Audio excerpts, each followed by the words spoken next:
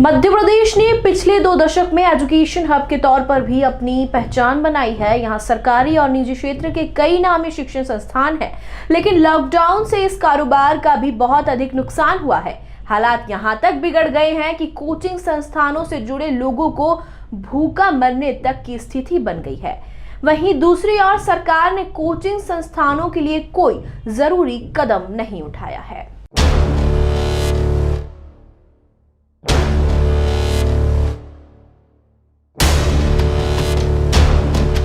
Corona काल में हजारों कोचिंग संस्थान हुए बंद। अनलॉक 2 में भी कोचिंग संस्थानों को नहीं मिली थी छूट।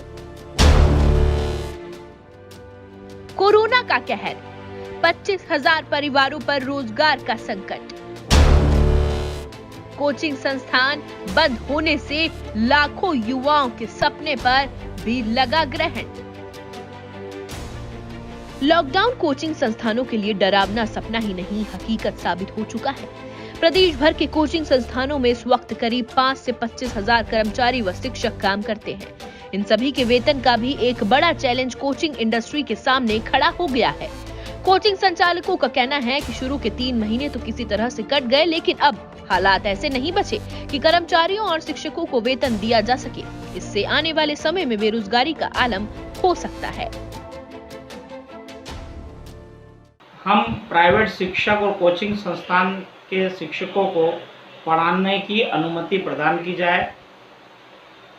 मेरा आपसे निवेदन है कि यदि हम देखा जाए तो उन मध्यम वर्गीय परिवार के बच्चों और उन गरीब मेधावी बच्चों के बारे में भी सोचें जिनके पास मोबाइल नहीं है। 5 लाख की आबादी वाले शहरों में भी ठीक से मोबाइल के नेटवर्क नहीं मिल रहे हैं। एक बात। दूसरा, इतने से मोबाइल पर जब आप उनको ऑनलाइन शिक्षा प्रदान कर रहे हैं तो उन बच्चों की मानसिक स्थिति क्या है, वो शारीरिक और मानसिक रूप से कितने कमजोर हो रहे हैं, देखने की बात है। आप शहर में, कस्बे में निकल के देखिए, हर व्यक्ति इस कोरोना की महामारी में भी अपने काम कर रहा है, वो अपना बचाव कर रहा है। तो आपसे मेरा निवेदन है कि हम भी भारत के निवासी हैं और इस पूरे ब्रह्मांड में सबसे कमजोर यदि कोई है तो मेरे ख्याल से वो एक शिक्षक है। प्रदेश में सैकड़ों कोचिंग संस्थान हैं, जिनमें से करीब 95% संस्थान किराए की इमारतों में चल रहे हैं। मार्च महीने से सभी संस्थान बंद है, लेकिन किराया हर महीने की चुनौती बन रहा है। मकान मालिकों का दबाव अब कोचिंग संस्थानों के लिए परेशानी पैदा करने लगा है। संगठन के अध्यक्ष संविदर सिंह मिंगवाल का कहना है कि कई कोचिंग संस्थान तो इस वजह से बंदी की कगार पर पहुंच गए हैं। नमस्कार, मैं लक्ष्मी नारायण बकोरिया, कार्यकारी प्रदेश अध्यक्ष Madhya Pradesh coaching owners association. आज मृदुभाषी के माध्यम से एवं कोचिंग एसोसिएशन की ओर से अनलॉक 4 में भी कोचिंग संस्थाएं नहीं खोली गई है, इस संदर्भ में कुछ अपने विचार रखना चाहता हूं। महोदय, आपके माध्यम से मैं ये बताना चाहता हूं कि इंदौर महानगर में लगभग 6,000 कोचिंग संस्थानें हैं, जिनमें 2 से 3 लाख लोग कार्यरत हैं। अगर प्रदेश स्तर पर हम ये आंकड़ा देखें तो लगभग 25 से 30,000 कोचिंग संस्थानें हैं, जिनमें कि 12 से 15 लाख लोग कार्यरत हैं। जैसा कि आपको पता है कि विगत 5 माह से कोचिंग संस्थान नहीं खुली है, तो इनसे जुड़े हुए जो लोग हैं, जिसमें कोचिंग डायरेक्टर्स, यहाँ पढ़ाने वाले शिक्षक, सफाई कर्मचारी, कोचिंग संस्थानों से जो वाहन अटैच होते हैं उनके ड्राइवर, हॉस्टल्स, मेस, ऐसे जो एसोसिएट बिजनेस है, उन सभी पर इसका प्रभाव पड़ा है।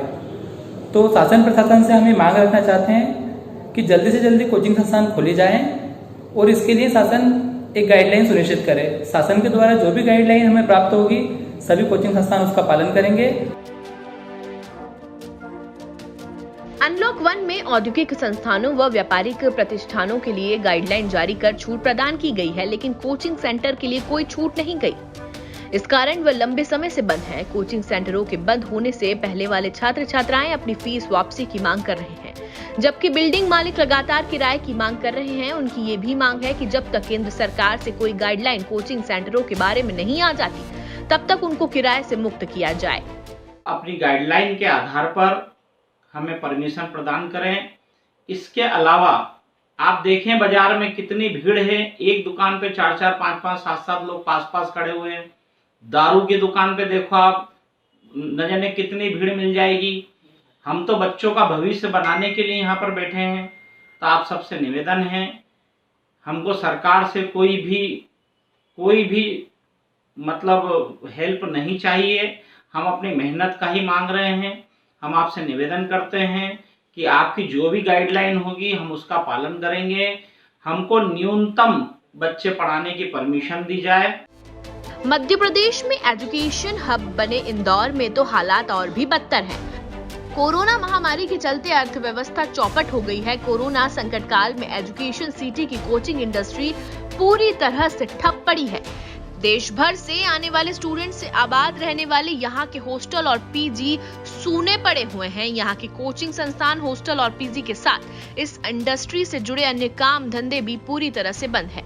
एक अनुमान के अनुसार कोरोना के चलते यहाँ करीब 1 लाख परिवारों पर रोजगार का संकट पैदा हो गया है। ताज़ा खबरों के लिए हमारे चैनल को सब्सक्राइब कीजिए, लाइक कीजिए और शेयर कीजिए।